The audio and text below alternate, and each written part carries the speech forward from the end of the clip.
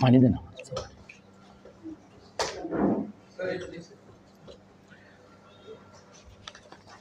हां,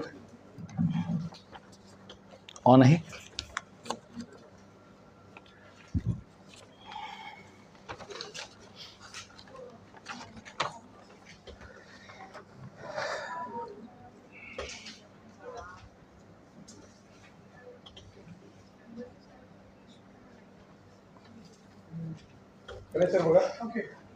सुरू करूया.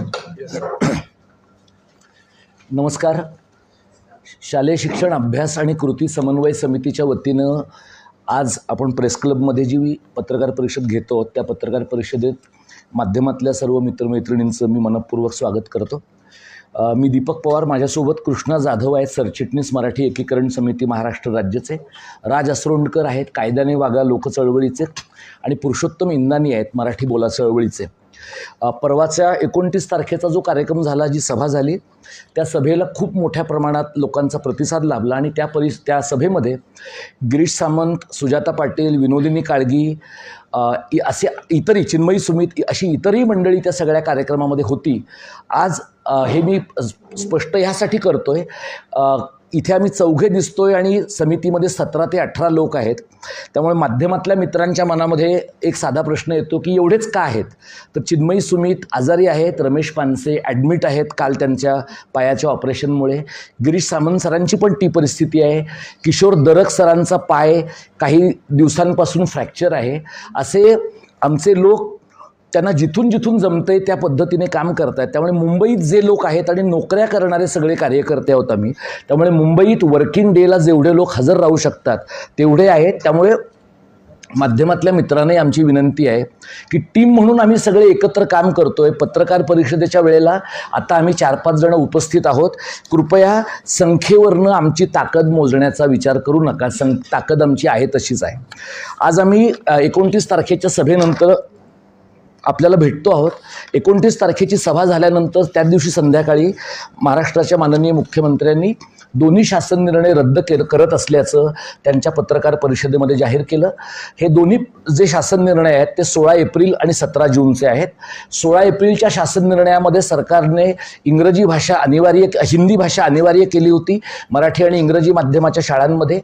17 जूनच्या शासन निर्णयामध्ये तीच गोष्ट फक्त अनिवार्याच्या ऐवजी सर्वसाधारण हा शब्द वापरून करण्यात आली होती.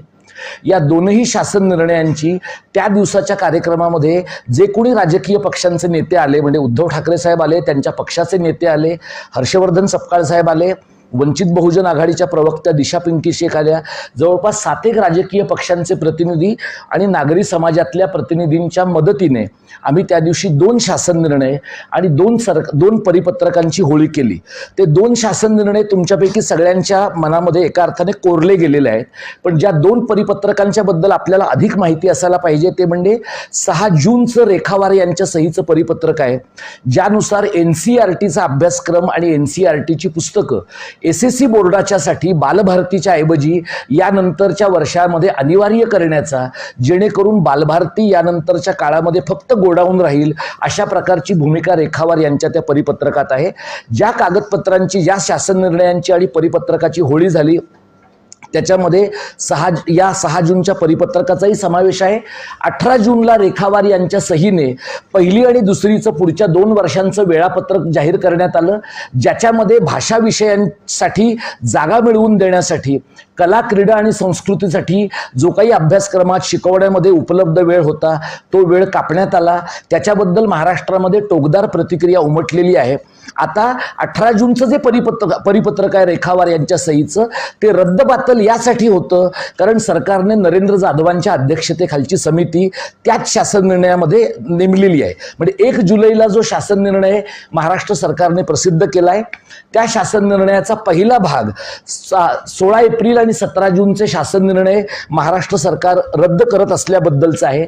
पण त्याच शासन निर्णयामध्ये महाराष्ट्र शासनाने माशिलकरांच्या समितीचा उल्लेख करून असं म्हटलंय की माशिलकरांच्या समितीच्या आधारे आणि इतरही मुद्द्यांच्या आधारे त्रिभाषा सूत्राची अंमलबजावणी महाराष्ट्रामध्ये कशा पद्धतीने आणि कोणत्या टप्प्यावर करावी यासाठी नरेंद्र जाधवांच्या अध्यक्षतेखालची समिती सरकारनं नियुक्त केली आणि तातडीनं पत्रकार परिषद घेण्याचं कारण असं आहे की आम्हाला 2 शासन निर्णय सरकारनं रद्द केले, याच्यामुळे आनंद झालेला असला तरी 2 शासन निर्णय रद्द केल्यानंतरची माननीय मुख्यमंत्र्यांची पत्रकार परिषदेमधली त्यांच्या पक्षाच्या कार्यक्रमामधली जी भाषा आहे त्या भाषेमध्ये आम्ही त्रिभाषा सूत्राच्या बाबतीत कोणाच्याही समोर बधणार नाही, हे जे मुख्यमंत्र्यांचं विधान आहे ते धाकदपटशाचं आहे, दंडेलशाहीचं विधान आहे.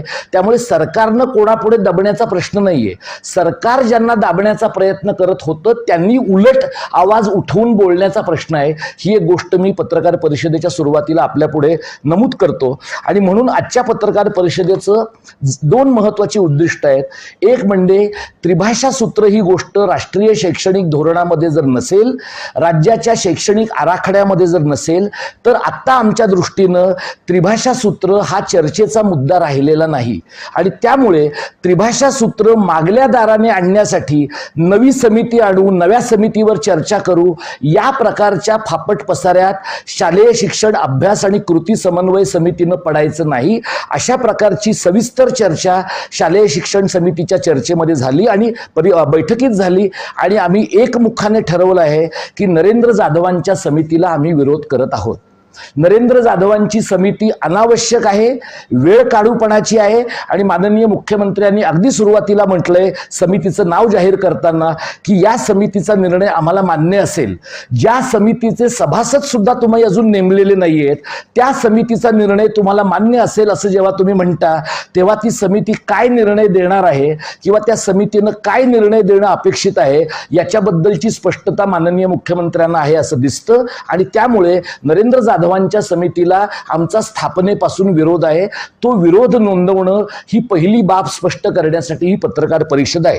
नरेंद्र जाधवांच्या समितीला दुसऱ्या कारणाने आमचा विरोध आहे. ते पुणे विद्यापीठाचे कुलगुरू होते, त्याच्या अगोदर ते रिझर्व्ह बँकेमध्ये अधिकारी आणि अर्थतज्ञ होते, त्यानंतरच्या काळामध्ये ते राज्यसभेवर आहेत. राष्ट्रपती नियुक्त यादीमधनं ते राज्यसभेवर आहेत. राष्ट्रपती नियुक्त याद्यांमधनं कोणाची निवड होते हे माध्यमातल्या मित्रांना आम्ही सांगण्याची गरज नाही. त्यामुळे संघ आणि भाजप परिवाराशी त्यांची जवळीक असल्याशिवाय नरेंद्र जाधव साहेबांच्या बद्दल आमच्या मनात वैयक्तिक अशा कोणत्याही प्रकारचा राग नाही. मी स्वतः नरेंद्र जाधवांच्या बरोबर ग्रंथालयात काम करत असताना त्यांच्या पुस्तकाच्या जनता आवृत्तीसाठी काम केलेलं आहे. त्यांचं आमचा बाप आणि आम्ही हे दलित आत्मकथनांमधलं दखलपात्र पुस्तक आहे असं वाचक आणि अभ्यासक म्हणून आम्हाला वाटतं. पण नरेंद्र जाधवांनी दखलपात्र आत्मचरित्र लिहिणं आणि त्यांनी अर्थतज्ञ असताना बालशिक्षणाच्या क्षेत्रातल्या समितीचं अध्यक्षपद घेणं या दोनही गोष्टींमध्ये काहीही मेळ नाही. खरं तर नरेंद्र जाधवांनी स्वतःहून या प्रकारच्या समितीचं अध्यक्षपद मी घेणार नाही असं स्पष्टपणे सरकारला म्हणायला पाहिजे होतं. पण कोणत्या दडपणाखाली कोणत्या कारणाने त्यांनी ते स्वीकारलं याची आम्हाला कल्पना नाही. त्याची कारणं काही असतील. डॉक्टर नरेंद्र जाधव यांच्या समितीला आमचा पूर्ण विरोध आहे. उद्धव ठाकरे साहेबही म्हणालेत, राज ठाकरे साहेबही म्हणालेत. राज ठाकरे साहेबांनी असं म्हटलं की या समितीला आम्ही महाराष्ट्रात फिरू देणार नाही. त्यांच्या पक्षाकडे पुरेसं मनुष्यबळ आहे, ते निश्चितपणाने करू शकतील. उद्धव ठाकरे साहेबांनी पण असं म्हटलंय की या समितीला काही म्हणायचं असेल ते असू द्या, आम्हाला तो निर्णय तिसऱ्या भाषेचा मान्य नाही. मोठ्या राजकीय पक्षांनी अशा प्रकारची भूमिका घेणं हे समजण्यासारखं आहे. शालेय शिक्षण अभ्यास आणि कृती समन्वय समितीसारखी अभ्यासक कार्यकर्त्यांची आमची जी समिती आहे, आम्हाला असं वाटतं की मुळावर घाव घातला की फांद्या आपोआप खाली येतील. आणि त्यामुळे एकदा नरेंद्र जाधवांची समितीच अनावश्यक आहे, फापट पसारा असलेली आहे. आणि नरेंद्र जाधव हे बालशिक्षणाचे तज्ज्ञ नाहीत, ते उच्च शिक्षणाचे तज्ज्ञ आहेत का हे त्या क्षेत्रातल्या मंडळींना तुम्ही विचारा, त्याच्या खोलात मी जात नाही. पण बालशिक्षणाचे ते निश्चितपणाने तज्ज्ञ नाहीत. त्यामुळे आम्ही समितीमध्ये ही चर्चा करून पाहिलेली आहे की समजा आपण सरकारला असं म्हणावं का की या समितीमध्ये 2-4 सदस्य बालशिक्षणाचा अभ्यास असणारे तुम्ही घ्यावेत. तर मला असं वाटतं की ज्या पद्धतीनं हे सरकार ऑपरेट करतं ते पाहता तोंडी लावण्यापुरता एखादा किंचित विरोध करणारा असा माणूस ते घेतील. कारण हा शासन निर्णय 16 एप्रिल आणि 17 जूनचा आणताना पण सरकारने असं म्हटलं होतं की आम्ही 450 लोकांशी बोललेलो आहोत. हे 450 लोक कोण आहेत आणि ते अस्तित्वात आहेत का ते बॉट्स आहेत हे पाहण्यामध्ये आम्हाला कमालीचा इंटरेस्ट आहे. त्या 450 लोकांची नावं सरकारने सरकारच्या संकेतस्थळावर जाहीर करावीत, त्यांचे ईमेल ID लोकांना द्यावेत, म्हणजे ते कोण प्रकारचे तज्ज्ञ आहेत आणि त्यांचं एरिया ऑफ एक्सपर्टीज काय आहे हे महाराष्ट्रातल्या जनतेला सगळ्यांना कळू शकेल. पण ती 450 लोकांची समिती किंवा 450 लोक जेवढी अनामिक आहेत तेवढीच आताच्या या काळामध्ये आता जी काही माणसं या समितीमध्ये घेतली जातील तीही आम्हाला संशयास्पद वाटतात आणि त्यामुळे आमचा या समितीच्या स्थापनेला पूर्णपणे विरोध आहे. आता अशा परिस्थितीमध्ये तुम्हाला असा प्रश्न पडू शकतो की 5 जुलैला 2 पक्षांच्या पुढाकाराने होणारा विजयी मेळावा आहे. आम्ही शालेय शिक्षण अभ्यास आणि समन्वय समितीच्या वतीने सर्वसामान्य मराठी माणूस ज्या पद्धतीने या प्रकारचा कार्यक्रम ऐकायला जाईल, श्रोते म्हणून या प्रकारच्या कार्यक्रमामध्ये आमचा सहभाग असणार आहे, कारण हे मराठी माणसांची सभा आहे. पण त्याच वेळेला विजय साजरा करावा एवढा मोठा विजय मिळालेला नाही, ही गोष्ट मी आपल्या सगळ्यांच्या पुढे नम्रपणे नमूद करतो. सरकारने 2 पावलं याचसाठी मागे घेतली आहेत की सरकारला 4 पावलं पुढे यायचं आहे. महानगरपालिकेच्या निवडणुकांपर्यंत मराठीचा मुद्दा चेतवत ठेवणं भाजप संघ परिवाराला आणि राक्षसी बहुमत असलेल्या सरकारला अडचणीचा ठरू शकेल याची स्पष्ट कल्पना आल्यामुळे सरकारने 2 पावलं माघार घेतलेली आहे. पण एकदा का महानगरपालिकेच्या निवडणुका संपल्या की जाधव समितीचा त्यांना पाहिजे तसा अहवाल त्यांना मिळवता येईल आणि त्यानंतरच्या काळामध्ये जी गोष्ट सरकारला आत्ता करता आलेली नाही ती अत्यंत त्वेषाने हे सरकार जून 26 पासून निश्चित करेल अशी आम्हाला खात्री आहे. आणि नरेंद्र जाधवांच्या समितीला आमचा विरोध आहे आणि 5 तारखेला होणारी जी सभा आहे त्याच्यात सर्वसामान्य नागरिक म्हणून आमचा सहभाग असेलच, पण आम्ही 29 तारखेच्या सभेमध्ये आणि त्याच्या अगोदर विविध राजकीय पक्षांना भेटायला गेलेलो असताना जो आमचा आंदोलनाचा 2 टप्प्यातला कार्यक्रम जाहीर केला होता त्यातला पहिला टप्पा 29 तारखेची सभा हा होता. दुसरा टप्पा 7 जुलैचं धरणं आंदोलन हा आहे. 7 जुलैचं धरणं आंदोलन आम्ही या अगोदर जाहीर केलं होतं, त्याप्रमाणे आझाद मैदानामध्ये दिवसभराचं धरणं आंदोलन महाराष्ट्रातले शिक्षक, पालक, संस्थाचालक, अभ्यासक, कार्यकर्ते या सगळ्यांच्या मदतीने आम्ही ठरवलं होतं त्या पद्धतीने घेणार आहोत. याचं साधं कारण असं आहे की सरकार दरम्यानच्या काळामध्ये समितीचे सदस्य नेमेल, सरकार दरम्यानच्या काळामध्ये या समितीची कार्यकक्ष आखून देईल आणि वेगवेगळ्या पद्धतीने समितीच्या किती बैठका होतील आपल्याला माहिती नाही आणि प्रत्यक्षात समिती सरकारला हवा त्याच प्रकारचा अहवाल निर्माण करेल याच्याबद्दल आमच्या मनात कोणतीही शंका नाही. त्यामुळे अजिबात गाफील न राहता, अजिबात बेसावध न राहता, ज्याप्रमाणे नरेंद्र जाधवांच्या समितीला आमचा ठाम विरोध असल्याचं आम्ही केवळ जाधवांची नेमणूक झाल्या जाहीर करतो, अजून सरकारनं त्या सदस्यांची निवड केलेली असली तरी सुद्धा त्या सदस्यांच्या निवडीची यादी जाहीर केलेली नाही. त्यामुळे एक गोष्ट मी तुम्हाला स्पष्टपणे सांगतो की शालेय शिक्षण अभ्यास आणि कृती समन्वय समिती सरकारच्या या समितीमध्ये कोणत्याही प्रकारे सहभागी होणार नाही. त्या समितीमध्ये सहभागी होऊन आमचं मत मांडायचं, मग सरकार त्याकडे दुर्लक्ष करणार, मग आम्ही डिसेंटिंग नोट द्यायची आणि मग सरकार आमची डिसेंटिंग नोट बाजूला ठेवून हवा तो निर्णय घेईल, मग तो चॅलेंज करायला कोर्टात जायचं, अशा प्रकारचा बादरायण प्रकार आम्ही करणार नाही. आमचा सुरुवातीपासूनच जाधवांना आणि जाधवांच्या समितीला विरोध आहे. त्यामुळे समिती जो काही निर्णय घेईल, त्यांना जे काही म्हणायचं असेल, त्रिभाषा सूत्राच्या बाबतीमधली स्पष्टता आम्हाला आहे. जरी राजकीय पक्ष ह्याला हिंदी सक्तीच्या विरोधातलं आंदोलन म्हणत असले तरी आमची समिती सातत्याने 3ऱ्या भाषेच्या सक्तीच्या विरोधातलं आंदोलन असंच आम्ही म्हणतो. त्यामुळे हिंदीच्या ऐवजी उद्या तुम्ही तमिळ आणलं, मल्याळम आणलं, बंगाली आणलं तरीही आमच्या विरोधाचं स्वरूप तेच आहे. कारण सरकारला सर्वसाधारणपणे हिंदी आणायचं आहे आणि काही ठिकाणी नमुना म्हणून इतर भाषा आणायच्या आहेत. प्राथमिक शिक्षणाच्या पातळीवर अनेक शिक्षण तज्ज्ञांनी, बालमानस शास्त्रज्ञांनी स्पष्टपणे म्हटलेलं असल्याप्रमाणे आमचा 3ऱ्या भाषेच्या सक्तीला विरोध होता, आहे आणि राहील. एकच फक्त उदाहरण मी आपल्याला देतो आणि नंतर थांबून मी आपले प्रश्न घेतो. रमेश पानसे सर महाराष्ट्र सरकारच्या शालेय शिक्षण विभागाच्या सुकाणू समितीमध्ये आहेत. या सुकाणू समितीमध्ये पानसे सरांची नियुक्ती झाल्यापासून या 3ऱ्या भाषेच्या सक्तीबद्दल चर्चा झालेली नाही किंवा अनौपचारिकरित्या सुद्धा मंत्री महोदयांनी किंवा रेखावार यांनी किंवा रणजित सिंग देवल यांनी कोणीही 3ऱ्या भाषेच्या सक्तीबद्दल चर्चा केलेली नाही. ज्या दिवशी आम्ही इथं मुंबईमध्ये सभा घेतली त्याच्या आदल्या दिवशी रेखावार यांच्या कार्यालयामधून माझ्यापासून आणखी 3-4 जणांना आम्हाला फोन आले की 11 वाजता रविवारी 29 तारखेला 11 वाजता तुम्हाला त्रिभाषा सूत्रासंबंधातल्या चर्चेसाठी आमंत्रित करण्यात आलेलं आहे. मला असं वाटतं की थोडाफार कॉमन सेन्स असलेल्या कुठल्याही माणसाला कळू शकेल की ज्या दिवशी शासन निर्णयांची आणि परिपत्रकांची होळी करण्याचा कार्यक्रम आम्ही 4 दिवस आधी अनाऊन्स केलेला आहे, त्याच दिवशी सकाळी रेखावार आणि त्यांच्या सगळ्या टीमला या प्रकारची चर्चा घ्यावीशी वाटते. याचा अर्थ गळ्यापर्यंत आल्यानंतर चर्चेचं नाटक करायचं आणि पुन्हा सरकारला ठरवायचं तेच करायचं, या प्रकारच्या खोट्या संवादात्मक चर्चेमध्ये आणि या लबाडीमध्ये फसण्या इतपत आम्ही भाबडे आणि बावळट नाही आहोत. आम्ही स्पष्टपणे त्यांना कळवलेलं आहे की जर भेटायचं झालं तर समन्वय समितीची अख्खी टीम, हे तेव्हाच मी तुम्हाला सांगतोय, आता ते GRच रद्द झालेले असल्यामुळे त्यांना या मुद्द्यावर भेटण्याचा प्रश्न येत नाही, पण आम्ही जर त्यांना कधी भेटायचं असेल तर समन्वय समितीची टीम म्हणूनच आम्ही भेटणार आहोत. आम्ही सगळे वेगवेगळ्या ठिकाणी वेगवेगळ्या क्षेत्रांमध्ये काम करत असू, पण इथे या प्रश्नावर एकत्र आम्ही काम करतो आणि त्यामुळे आमचं एकत्रितपणे म्हणणं 2 मुद्द्यांमध्ये सांगायचं तर नरेंद्र जाधवांच्या समितीच्या स्थापनेला आमचा तीव्र विरोध आहे आणि दुसरं म्हणजे आता मिळालेले यश हे अंशतः आहे, हे आमचं आम्हाला माहिती असल्यामुळे 7 जुलैच्या अधिवेशनामधून लोकांचा रेटा तसाच वाढेल अशा प्रकारचा प्रयत्न आम्ही करणार आहोत. धन्यवाद. एकच मुद्दा मी फक्त सांगतो. हिंदुस्तान नावाच्या दिल्लीमधनं प्रसिद्ध होणाऱ्या दैनिकातलं संपादकीयाचा एक भाग आपल्यापैकी काही जणांनी पाहिला असेल. राजेंद्र साठे ETVचे ज्येष्ठ संपादक, आधी ज्येष्ठ पत्रकार, त्यांनी त्या संपादकीयाचा एक भाग दिलाय, तो मी तुमच्या पुढे फक्त वाचून दाखवतो.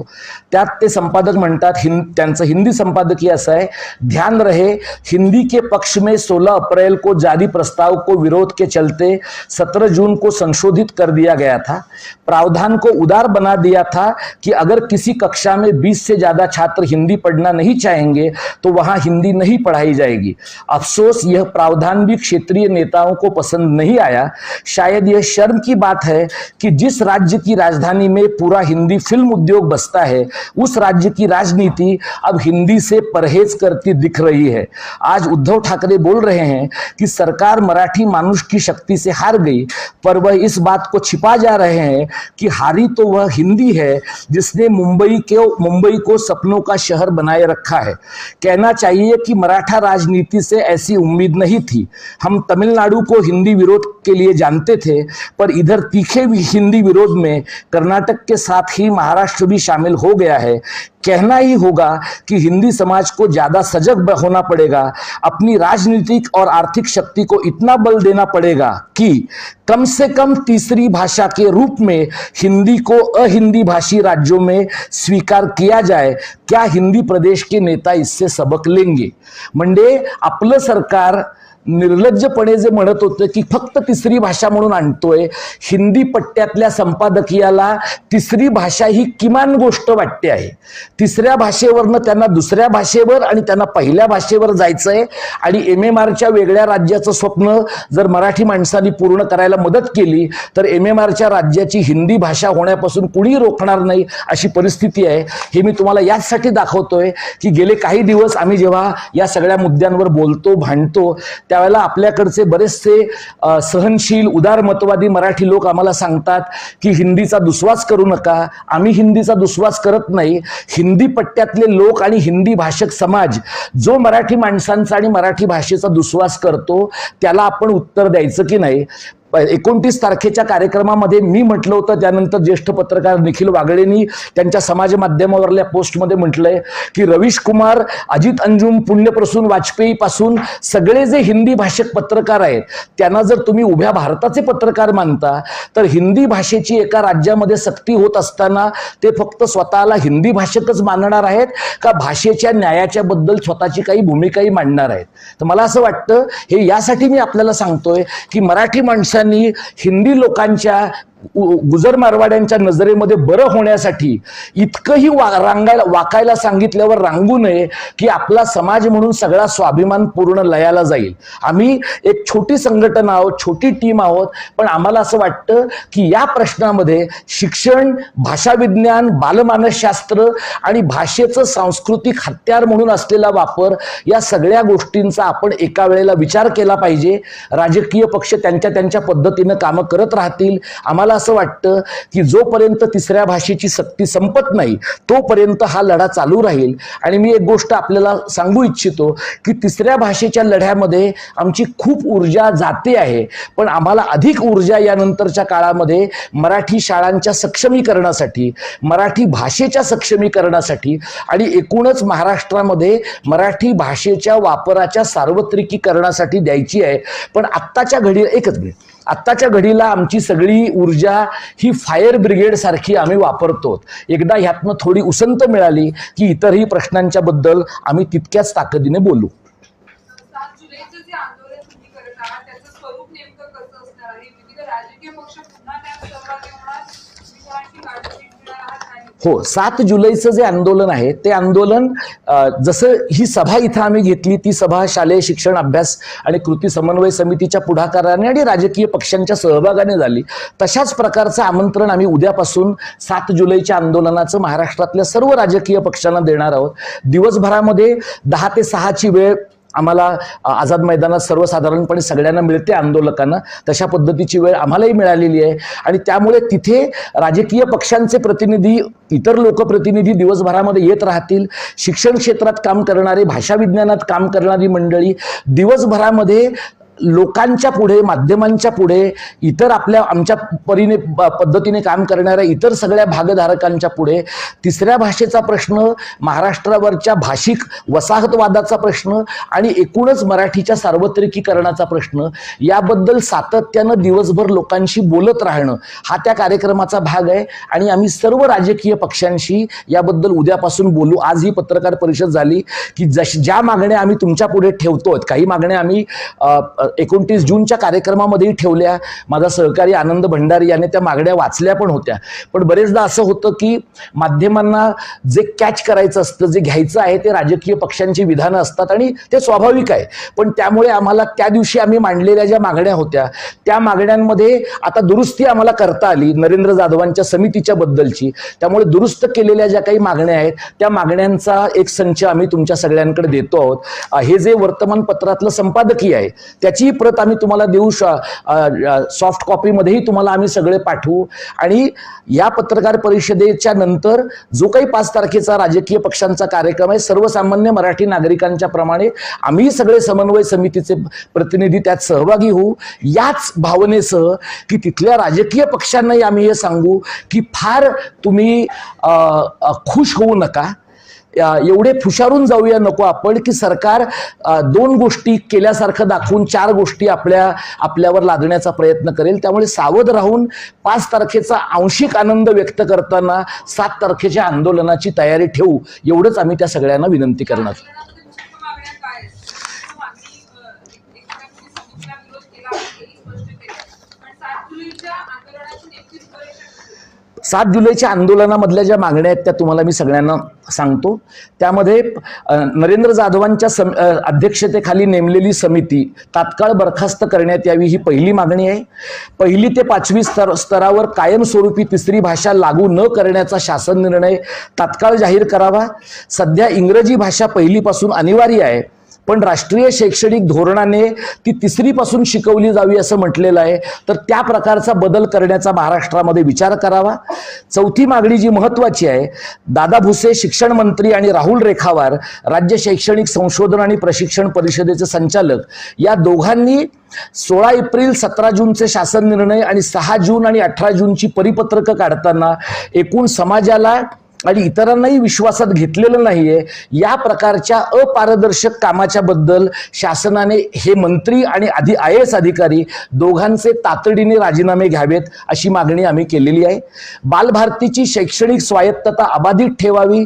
NCERTची पुस्तकं वैकल्पिक म्हणून तुम्ही लोकांना जरूर वाचायला द्या, पण महाराष्ट्रातल्या अभ्यासक्रमामध्ये तुम्हाला हवं तर दर्जा वाढ करून बालभारतीचीच पुस्तकं अनिवार्यपणे वापरली जावीत. मराठी शाळांचं सक्षमीकरण करून त्यांची गुणवत्ता सुधारण्यासाठी तातडीनं पावलं उचलावीत. इतर ज्या मागण्या आहेत त्या याच मागण्यांशी जोडलेल्या, पण केवळ त्या आंदोलनापुरत्या नसलेल्या अशा आहेत. राज्याच्या मराठी भाषा धोरणाची जे धोरण सदानंद मोऱ्यांच्या समितीनं आणि लक्ष्मीकांत देशमुखांच्या समितीनं लोकांच्या पुढे मांडलं, त्या धोरणाची अंमलबजावणी करण्यासाठी राज्य मराठी विकास संस्थेचं सक्षमीकरण करावं. राज्यातल्या केंद्रीय कार्यालयांमध्ये मराठीचा वापर होतो की नाही त्रिभाषा सूत्राप्रमाणे याच्यासाठी कायदेशीर व्यवस्था करावी. मराठी माध्यमातून शिकणाऱ्यांसाठी प्रोत्साहनपर योजना लागू कराव्यात, ज्याच्यामध्ये आम्ही मोफत शिक्षण उपलब्ध करून देणं, शासकीय नोकरीमध्ये प्राधान्य देणं यांचा उल्लेख केलेला आहे. बरेचदा आपल्याकडे लोकांना असं दिसतं की आपल्या अवतीभोवती अनेकांची मुलं इंग्रजी माध्यमातच जात असल्यामुळे कुणी मराठी माध्यमात जातंय का नाही, आणि मग मराठी माध्यमातल्या लोकांना सवलती मागणं हे काहीतरी रोमॅन्टिक फॅन्टसी आहे का असा प्रश्न माध्यमातल्या मित्रांना पण पडू शकतो. त्यामुळे आपल्यासमोर आम्ही नम्रपणे हे मांडतो की महाराष्ट्रामध्ये अजूनही मोठ्या प्रमाणामध्ये मुलं मातृभाषेतनं शिकतात, मराठीमधनं शिकतात. या मुलांचा न्यूनगंड घालवायचा असेल, या मुलांना स्पर्धेमध्ये पुरेशी ताकद उपलब्ध करून द्यायची असेल तर मोफत शिक्षण देणं आणि शासकीय नोकरीत प्राधान्य देणं हे वेगळ्या प्रकारचं भाषिक पातळीवरचं ॲफर्मेटिव्ह ॲक्शनच आहे. अशा प्रकारचं ॲफर्मेटिव्ह ॲक्शन केलं पाहिजे. विविध व्यवहार क्षेत्रामध्ये हिंदीच्या वाढत्या वापराबाबतची समिती नेमून राज्यातल्या हिंदीच्या वापराची वस्तुस्थिती सांगणारी श्वेतपत्रिका प्रसिद्ध करावी आणि त्यानुसार सार्वजनिक व्यवहारात हिंदीच्या अतिरिक्त आणि वाढत्या वापराविरोधात उपाययोजना कराव्यात. राज्य शासनाच्या वतीनं प्रसार माध्यमांशी केला जाणारा संवाद तसेच शासनाच्या समाज माध्यमांवरचा संवाद केवळ मराठी भाषेतून केला जावा, हिंदी भाषेतून त्याची पुनरावृत्ती करू नये. आणि शेवटची मागणी आहे, जे सरकारने गेल्या काही काळात केलंय, राज्य शासकीय कर्मचारी आणि अधिकाऱ्यांसाठी हिंदी भाषा संचालनालयामार्फत हिंदी भाषेची सेवा पात्रता परीक्षा घेतली जाते, ती तात्काळ रद्द करावी आणि केवळ मराठी भाषेचीच परीक्षा घेतली जावी. या 12 मागण्या ज्याची कॉपी आम्ही आपल्या सगळ्यांना देऊ. या मागण्यांमध्ये संच मान्यतेपासून मराठी शाळा ज्या 10 विद्यार्थ्यांपेक्षा कमी मुलं असलेल्या शाळा आहेत, 20 विद्यार्थ्यांपेक्षा कमी संख्या असलेल्या शाळा आहेत, 60 ते 100च्या दरम्यान विद्यार्थी असलेल्या शाळा आहेत, या शाळांच्या संबंधातल्या ज्या काही मागण्या आहेत त्या सर्व समग्र मागण्यांचा संच आम्ही 7 जुलैला आपल्या समोर मांडणार आहोत. आणि त्यावेळेला महाराष्ट्रभरातनं यासाठी काम करणारी जी मंडळी येतील ती स्वतंत्रपणे या सगळ्या मागण्यांच्या बद्दल दिवसभर लोकांशी बोलणार आहेत. आता ह्या 12 मागण्या मी आपल्या पुढे मांडल्या. हिंदीतनं हिंदुस्थानचं जे आलेलं संपादकीय आहे आणि त्यातनं जाणवणारा हिंदी भाषकांच्या देशांतर्गत वसाहतवादाची भावना ही पण मी आपल्या समोर अधोरेखित केली आहे. यानंतर आपले काही प्रश्न असतील तर आवर्जून विचार. त्या विरोधात ज्या विद्यार्थ्यांवर ही सक्ती लादली जाणार आहे त्या पालकांची भूमिका काय असायला हवी असं मला वाटतं? हे बघा, असं आहे की राजकीय पक्षही आपल्याकडले काही म्हणले की पालकांनी विरोध केला पाहिजे, काही लोक असं म्हणले मुख्याध्यापकांनी विरोध केला पाहिजे. त्यांनी केला पाहिजे हे बरोबर आहे. जर महाराष्ट्रामध्ये या राज्यामधला एखादा बडा साहित्यिक, एखादा बडा कलावंत ज्याला गमावण्यासारखं काहीच नाहीये, तो जर हिंदी सक्तीच्या विरोधात भूमिका घेत नाही तर एखाद्या शाळेमधला पालक जो आपल्या 6 वर्षाच्या मुलीला शाळेत पाठवतोय त्याने जाऊन शाळेच्या दरवाज्यावर मुख्याध्यापकासमोर नाही शिकणार माझं मूल हिंदी अशा प्रकारचा बंडाचा झेंडा एकटेपणाने रोवावा, अशा प्रकारची अपेक्षा बाळगणं हे पालकांवर पण अन्याय करणार आहे. त्यामुळे भूमिका पहिल्यांदा काम करणाऱ्या लोकांनी, अभ्यासकांनी घेतली पाहिजे. आणि आम्ही हे म्हटलं पाहिजे की जर एका शाळेत पालकांनी विरोध केला एखाद्या शाळेत मुख्याध्यापकांनी विरोध केला, संस्थाचालकांनी विरोध केला, तर आम्ही त्यांच्या सोबत आहोत. म्हणजे तुम्ही हिंदीची अंमलबजावणी केली तर बघून घेऊ असं म्हटल्यामुळे उलट आपण आपले शत्रू वाढवू. मला असं वाटतं की शाळेमध्ये सुद्धा खूप मराठी लोक असे आहेत, खूप शिक्षक आहेत, खूप अमराठी लोक पण असे आहेत की ज्यांना कळतंय की तिसऱ्या भाषेची सक्ती, हिंदीची सक्ती ही गैर गोष्ट आहे, पण त्यांच्यापर्यंत आपल्याला कदाचित पोचता आलेलं नाही. तर याही लोकांच्या पर्यंत पोचलं पाहिजे आणि पालकांशी बोलत राहिलं पाहिजे. सरकार जे म्हणतं की 20 मुलं म्हणली की आम्ही तिसरी भाषा देऊ, 6वीच्या ज्या मुलाला हे लोक परवा असं म्हणत होते की आम्ही खेलखेल में हिंदी शिकू, तोंडी हिंदी शिकू, त्या मुलांनी आणि त्यांच्या पालकांनी एकत्र येऊन वेगळ्या भाषेचा आग्रह धरणं हेच अत्यंत क्रूर स्वरूपाची अपेक्षा आहे असं मी मानतो. त्यामुळे चळवळ करणाऱ्या लोकांनी, राजकीय पक्षांनी, भाषेच्या आंदोलनातल्या लोकांनी पुढाकार घेतला पाहिजे. तो घेतला तर शाळा, मुख्याध्यापक आणि पालक त्याला मदत करतील असा मला विश्वास वाटतो. महाराष्ट्रभर या मुद्द्यासाठी ही समिती किंवा ही चळवळ ही काय उत्क्रांत होत जाणारी म्हणून तुम्ही पाहतात आणि ते आज सुचवू पाहतात? आम्ही ही समिती उत्क्रांत व्हावी या अपेक्षेनेच काम करतोय.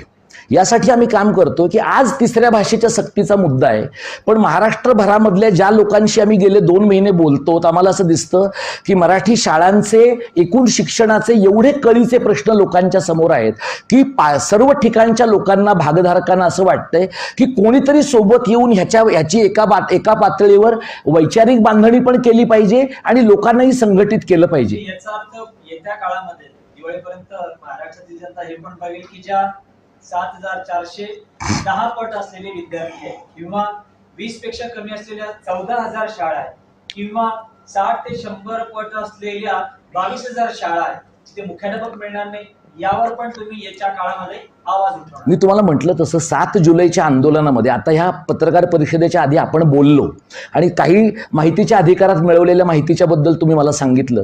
तर हे जे मुद्दे आहेत हे काही आम्ही असं मानत नाही की या समितीला महाराष्ट्रातल्या मराठी भाषेच्या शिक्षणाच्या प्रश्नांच्या बद्दलचं सगळं कळलेलंच आहे आणि आता फक्त आम्ही निर्णय घ्यायचे बाकी आहेत.